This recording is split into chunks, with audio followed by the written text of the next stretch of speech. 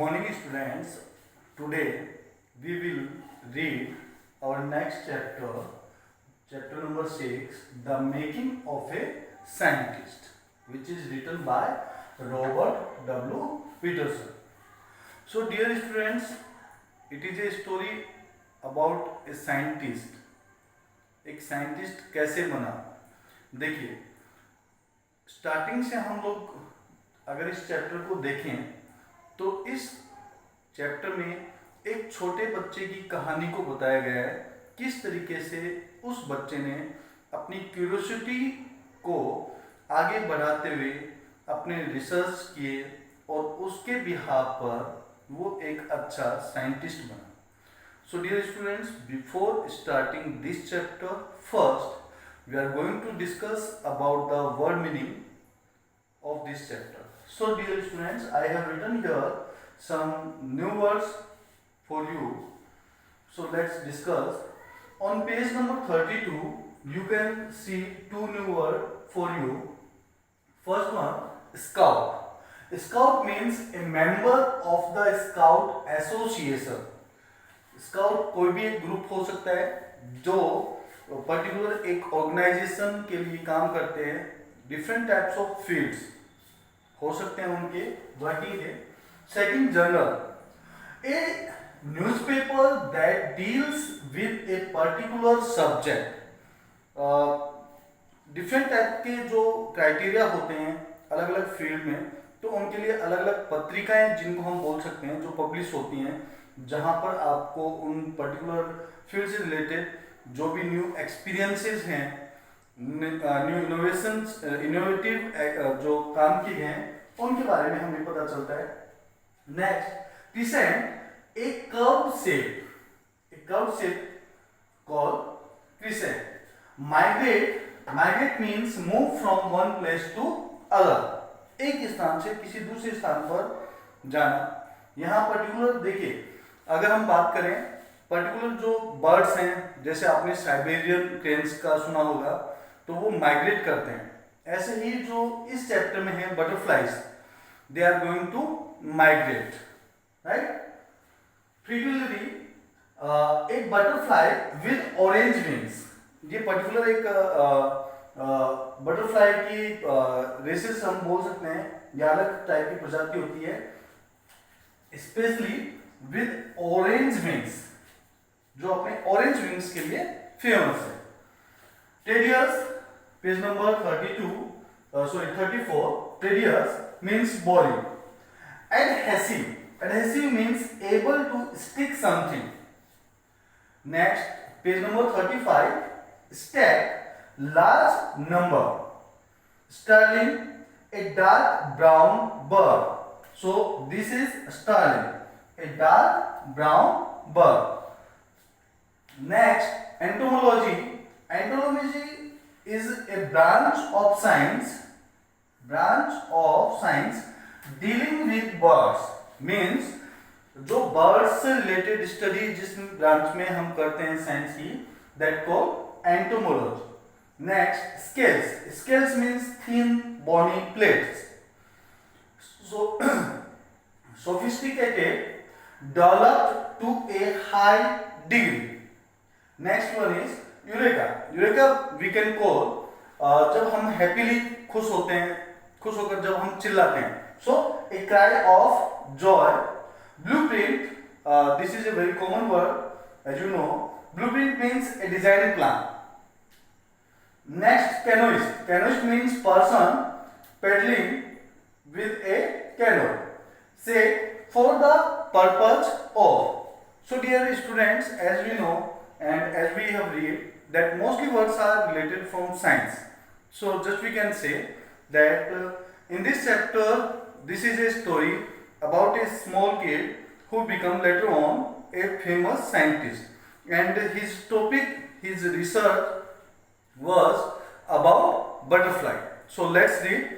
And before starting this chapter, I just want to highlight the points through which we can say the summary or main points of this chapter. So let's read one by one.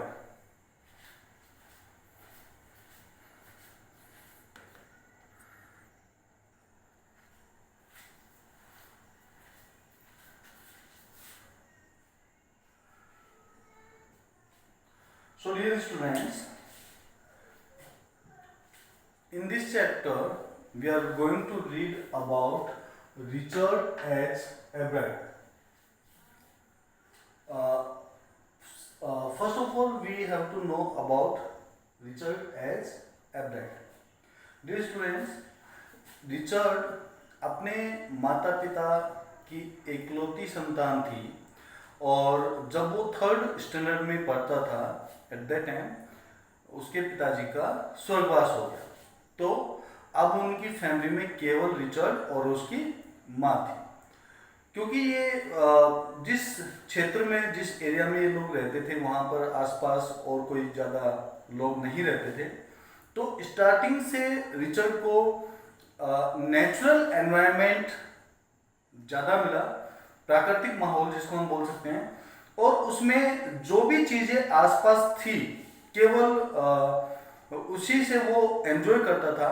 तो यहाँ से उसे आसपास की नई चीज़ों को जानने की एक सीख मिली, और जब जब उसे कोई भी नई चीज़ को जानने का एक मौका मिलता वो इस मौके का फ़ायदा उठाता, और ये धीरे धीरे इसमें आगे बढ़ती गई ये हैबिट, और इसी के कारण से वो अपनी रिसर्च तक पहुंचे हैं। So let's start main points of this chapter. Richard H Ebright grew up reading in Pennsylvania. Pennsylvania में रिचर्ड एच एब्राइट बड़े हुए थे, पढ़ते हुए। In kindergarten Ebright collected butterflies. Kindergarten एक एजुकेशन मेथड है। इस मेथड में बच्चों को खेल खेल में सिखाया जाता है, पढ़ाया जाता है। सो फ्रॉम स्टार्टिंग किंडरगार्टन में एब्राइट ने बटरफ्लाइज को पकड़ना शुरू कर दिया, बिकॉज वी लव बटरफ्लाइज। हर एक व्यक्ति को पसंद है, आपने भी कभी न कभी बटरफ्लाइज को कैच किया होगा, पकड़ा होगा। तो ऑलमोस्ट क्योंकि वो अट्रैक्टिव होती हैं, वो बहुत ही प्यारी होती हैं। His mother would take him on trips, क्योंकि स्टार्टिंग से बस रिचर्ड और उसकी मदर, तो उसकी मदर ने हमेशा उसका ध्यान रखा। वो हमेशा उसे ट्रिप्स पर ले जाती घुमाने के लिए। बॉट हिम टेलीस्कोप, उसके लिए टेलीस्कोप खरीदा, माइक्रोस्कोप खरीदा, कैमरे खरीदे, mounting materials, even mounting materials भी उन्होंने परचेज किया, एंड अदर मटेरियल्स, और दूसरी अन्य चीजें required for learning. This is the very good thing, that is required for learning. Means जो कुछ सामान, जो कुछ इक्विपमेंट्स रिचर्ड को चाहिए थे वो उसकी माँ ने उसे अवेलेबल कराया, और उसके साथ वो घूमने जाती। जब भी वो कभी फ्री होते हैं वो दोनों घूमने जाते हैं, और छोटी छोटी चीजों को यहाँ पर वो स्टडी करने की कोशिश करते हैं। जैसा कि इसी में आगे हम जाकर देखें अगर, तो जो रिचर्ड की हैबिट्स थी, जिसको हम बोल सकते हैं कि भाई खाली समय में क्या करें, तो उसमें उसने अपनी रॉक्स, चट्टानों को, अलग अलग टाइप की रॉक्स को कलेक्ट करना शुरू किया, बटरफ्लाइज को कलेक्ट करना शुरू किया। Fossils you know very well, fossils को हम हिंदी में कह सकते हैं जीवाश्म।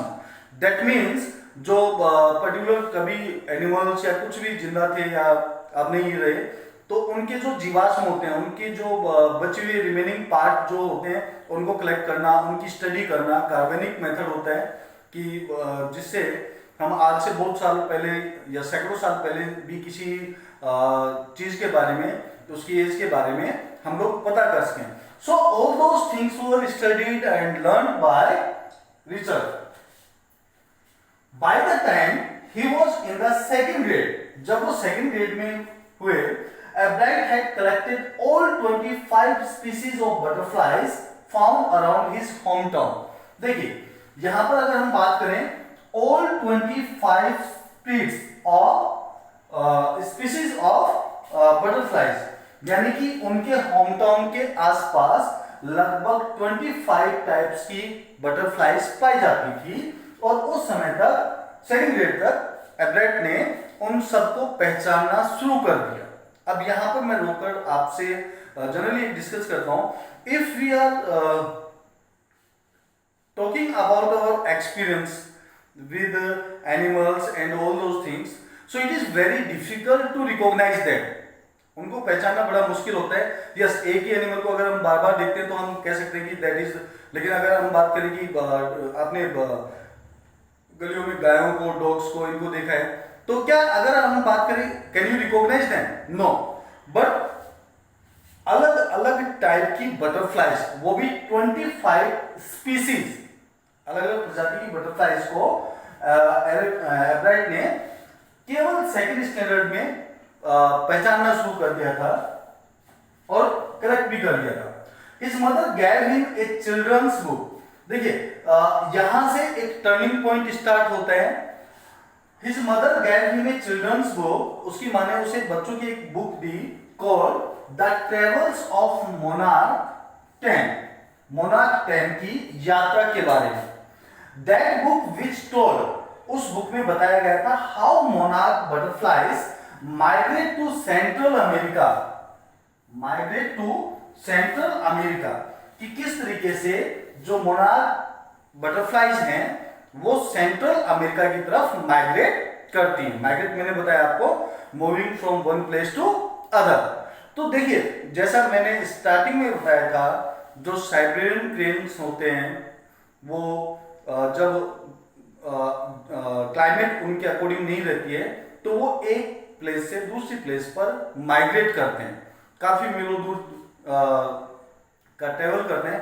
इवन हमारे राजस्थान के भरतपुर में केलावदेव अभ्यारण्य में उन्हें दिसंबर जनवरी के महीने में देखा जा सकता है। तो वो एक रीजन हुआ कि वो यहाँ पर आते हैं, अपनी जो भी नेक्स्ट जनरेशन है उसको डेवलप करते हैं और फिर यहाँ से लौट जाते हैं। तो कितने मीलों दूर का जो सफर उन्होंने ट्रेवल किया, उनके पास क्या क्या ऐसे तरीके होते हैं, क्या ऐसे सिम्टम्स होते हैं, कैसे वो अपने रास्तों को पहचानते हैं, वो ऑल जो स्टडी है वो उन्होंने की। तो इसी तरीके से मोनार्क 10 बटरफ्लाइज सेंट्रल अमेरिका की तरफ माइग्रेट करती थी, उस बुक में ये लिखा हुआ था। At the end of the book readers were asked, book के लास्ट में रीडर्स को कहा गया था to tag butterflies for research, कि जो भी बटरफ्लाइज हैं उनको टैग किया जाए, उन पर एक लेबल लगा दिया जाए, एक निशान लगा दिया जाए, by doctor Frederick A Urquhart, by doctor Frederick A Urquhart, जो कि टोरंटो यूनिवर्सिटी में प्रोफेसर थे और एक साइंटिस्ट भी हम बोल सकते हैं कनाडा में। तो यहां पर देखिए डॉक्टर फ्रेडरिक कि ये जो सजेशन मांगी गई थी या जो एक इंस्ट्रक्शन दिया गया था, इस के थ्रू रिचर्ड एच एब्राइट के लाइफ में एक टर्निंग पॉइंट इसको हम बोल सकते हैं, क्योंकि उसके बाद रिचर्ड एच एब्राइट की मदर ने डॉक्टर फ्रेडरिक से कोई एक लेटर लिखा। उन्होंने बताया कि इस तरीके से my kid is very interested and very fond of to collect the butterflies. तो बाद में धीरे धीरे एब्राइट ने इस मिशन को ज्वाइन किया। वो टैग्स लगाता, बटरफ्लाइज को टैग करता, और जब कभी भी वो बटरफ्लाइज किसी के द्वारा पकड़ी जाती तो उसमें उन्हें डॉक्टर फ्रेडरिक के पास रिपोर्ट किया जाता। तो इस तरीके से इनका एक रिसर्च प्रोग्राम हम कह सकते हैं स्टार्ट हुआ।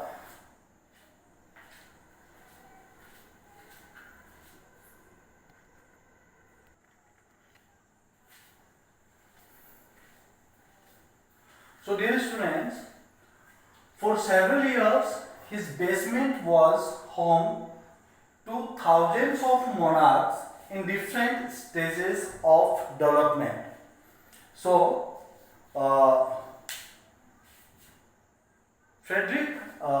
डॉक्टर फ्रेडरिक से इंस्पायर होकर नेक्स्ट कुछ सालों के लिए अपने घर के बेसमेंट को उन्होंने अपने एक लैब की तरह डेवलप कर लिया। फॉर सेवरल इयर्स, कई सालों तक हिज बेसमेंट वाज होम, उसने अपने बेसमेंट को ही घर बना दिया two thousands of monarchs butterflies के लिए in different stages of development, उनके अलग अलग फेजेस के डेवलपमेंट के लिए। दैट मीन्स कि वो बटरफ्लाइज कलेक्ट करते हैं, बटरफ्लाइज के एग्स को जब वो एग्स देती तो उनको फिर उनके जो अलग अलग फेजेस चलते हैं डेवलपमेंट के, उनके अकॉर्डिंग प्रिपेयर करना और एक पूरा एडल्ट बटरफ्लाइज को जनरेट करना। So he would catch a female monarch, सबसे पहले वो एक फीमेल मोनार्क को कलेक्ट करते, टेक हर एग्स, उसके एग्स लेते एंड रेज देम, उनको उनके अकॉर्डिंग क्लाइमेट प्रोवाइड करवाते सो दैट वो अपने हैचिंग उनकी होस्ट के इन हिज बेसमेंट, अपने बेसमेंट में थ्रू देयर लाइफ साइकिल, उनके जीवन चक्र के अकॉर्डिंग। देखिए अलग अलग जो एनिमल्स होता है उसमें अलग अलग एक फेज होता है, जैसे बच्चे देना या एग्स देना, फिर उसमें कैटरपिलर्स निकलेंगे, फिर प्यूपा और उसके बाद में एडल्ट। सो इन बटरफ्लाइज का भी लगभग ऑलमोस्ट सेम प्रोसेस था। उनकी लाइफ साइकिल के बारे में अगर बात करें, about their life cycle from egg to caterpillars, तो एग से प्रिपेयर होते कैटरपिलर्स, देन प्यूपा और फिर एक adult butterflies.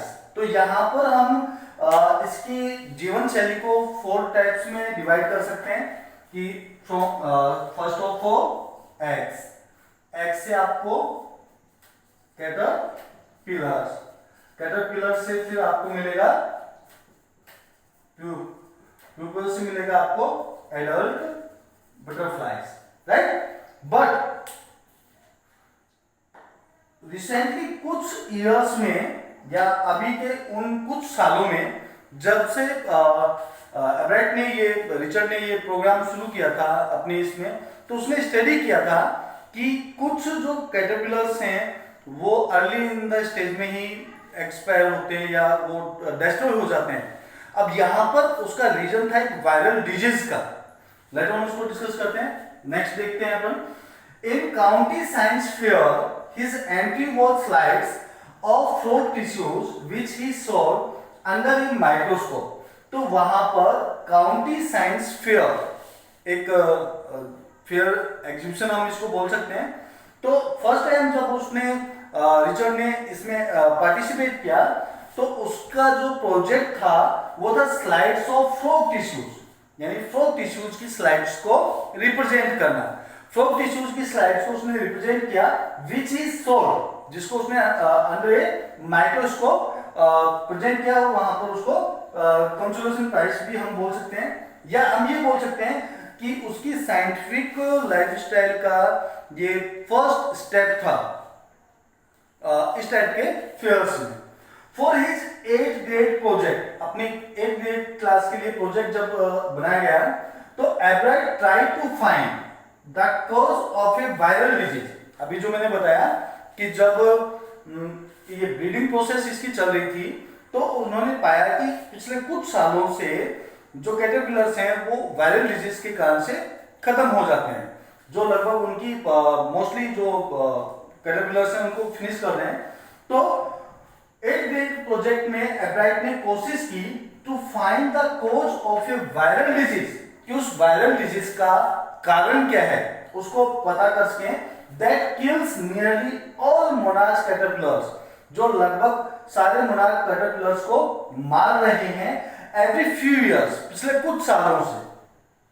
The next year his science fair project, अगले साल उसका जो साइंस फेयर प्रोजेक्ट था was testing the theory that virualized butterflies copy monarchs, कि जो सिद्धांत उन्होंने दिया था, एक थ्योरी दी थी कि जो वायसरॉय जो बटरफ्लाइज हैं, ये भी एक बटरफ्लाइज की टाइप्स है। बुक्स में इसका पिक्चर मेंशन किया हुआ है, आप देख सकते हैं। तो वायसरॉय जो बटरफ्लाइज हैं वो मोनार्क्स को कैसे कॉपी करती हैं, तो यहाँ पर उनकी विंग्स से रिलेटेड और विंग्स में कुछ स्पोर्ट्स उनसे रिलेटेड एक थ्योरी को आगे उन्होंने स्टडी किया था।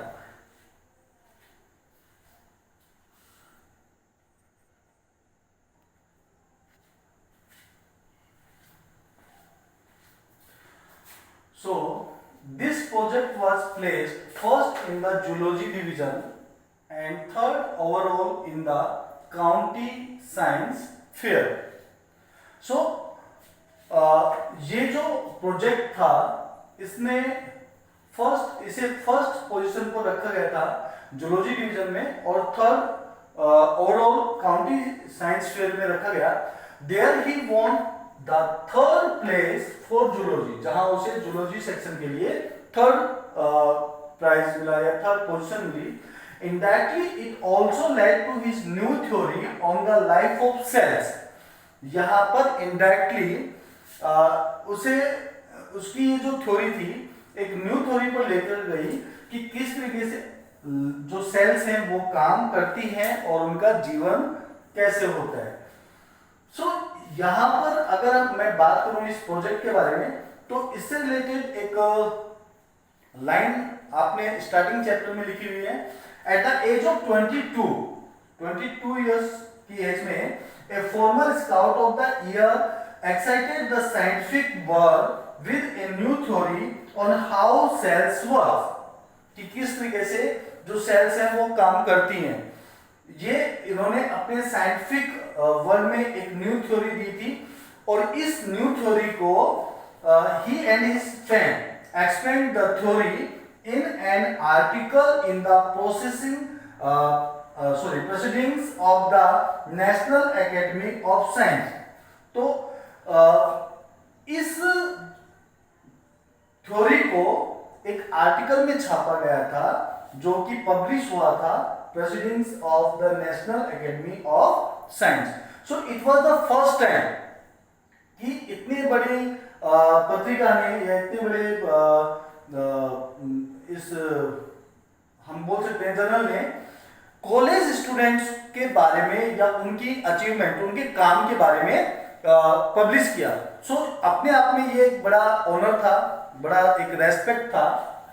सो this project was placed first in the zoology division and third overall in the county science fair.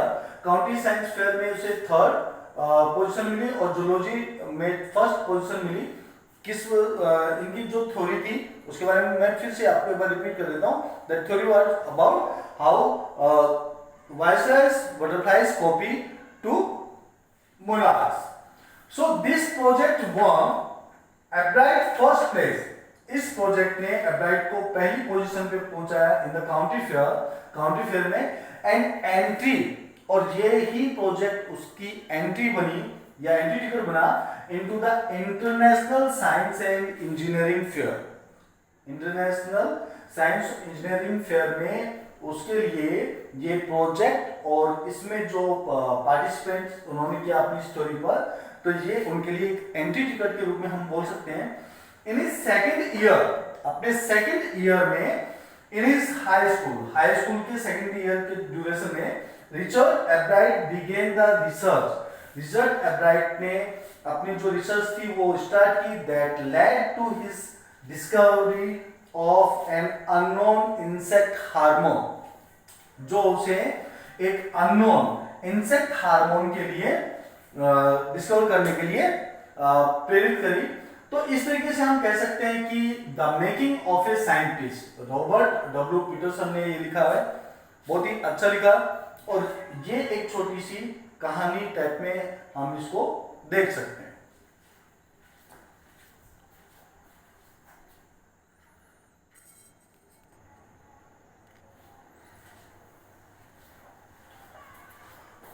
So dear students, in last we are going to read about monarch butterflies. क्योंकि almost अगर हमें बोले तो ये chapter इन्हीं पर based था. तो मोनार्क बटरफ्लाइज एक्चुअली में एक तितली की ही एक प्रजाति है. The monarch butterfly is a large north American butterflies, यानी उत्तरी अमेरिका के एक बटरफ्लाई इसको हम बोल सकते हैं. It has orange brown wings with black veins and borders. ये हल्के ऑरेंज ब्राउन कलर के पंखों वाली तितली है जिसके ब्लैक वेन्स होती हैं और बॉर्डर्स होते हैं. It is one of the true wonders of nature. प्रकृति के लिए, प्रकृति में इसे बहुत ही एक आश्चर्य में से एक माना जाता है. ईच ऑटम, बसंत ऋतु में millions of these beautiful insects fly south. Mostly ये जो मोनार्क बटरफ्लाइज हैं लाखों की तादाद में साउथ की तरफ माइग्रेट कर जाती हैं टू स्पेंड द विंटर अपनी सर्दियों के मौसम को निकालने के लिए in the warmth of southern region के गर्माहट में। यानी कि अगर हम देखें तो ये इनका माइग्रेट करने का टाइम पीरियड जब होता है तो नॉर्दर्न एरिया में जब कोल्ड ज़्यादा होती है तो ये साउथ की तरफ माइग्रेट करती हैं। दूसरा, ये इन तितलियों में नेचुरल अगर हम बोलें कि किसी भी एनिमल्स स्पेशली जो बर्ड्स हैं उनसे बचाव का एक नेचर ने इनमें अजीब सा एक इनका एक कवच टाइप में बनाया हुआ है कि इनका जो टेस्ट है वो बहुत ही गंदा होता है, बहुत ही कड़वा होता है। तो अगर किसी चिड़िया ने या किसी बर्ड ने इसको खा भी लिया गलती से तो वो दोबारा किसी दूसरी मोनार्क बटरफ्लाई को खाने की कोशिश नहीं करेगा और इनमें स्मेल भी थोड़ा अजीब आती है। तो यहाँ पर साउदर्न रीजन में जब ये माइग्रेट करते हुए पहुँचती हैं तो साउदर्न रीजन्स में जिन जिन स्थानों पर इनको ज़्यादा देखा जाता है वो अट्रैक्शन टूरिस्ट अट्रैक्शन पॉइंट बन जाते हैं। लोग दूर दूर से इन्हें देखने के लिए आते हैं और वहाँ पर इनको प्रिजर्व भी किया गया है, संरक्षित भी किया गया है लोग के द्वारा। तो वहाँ पर ऐसे नहीं कि इनका कोई भी कैसे भी शिकार कर ले या कुछ और। नेक्स्ट इज कि जो मोनार्क बटरफ्लाइज हैं जो ही नॉर्दर्न साइड में जब एटमॉस्फेयर या टेम्परेचर या क्लाइमेट उनके लिए सुटेबल होता है तो वापस यहाँ से साउदर्न रीजन से ये माइग्रेट कर जाती हैं। जब ये लाखों के झुंडों में होती हैं तो ये ग्रुप में बड़े बड़े इनके ग्रुप्स होते हैं, बड़े बड़े झुंड जिनको हम बोल सकते हैं। रात के टाइम पे ये किसी पेड़ पर लैंड करती हैं, वहाँ रुकती हैं रात को रेस्ट करने के लिए और मॉर्निंग में फिर से ये अपनी ट्रेवल पर निकल जाती हैं। तो इस तरीके से देखा जाए तो इसे हम एक तरीके से ये बोल सकते हैं कि मोनार्क बटरफ्लाइज बहुत ही सुंदर बटरफ्लाइज में से एक है और नेचुरल तरीके से इसको काफ़ी बहुत ही ज़्यादा यूनिक एक इंसेक्ट के रूप में देखा जाता है। So monarch butterflies are very we can say भगवान का बनाया हुआ एक बहुत अच्छा रचना हम इसको बोल सकते हैं।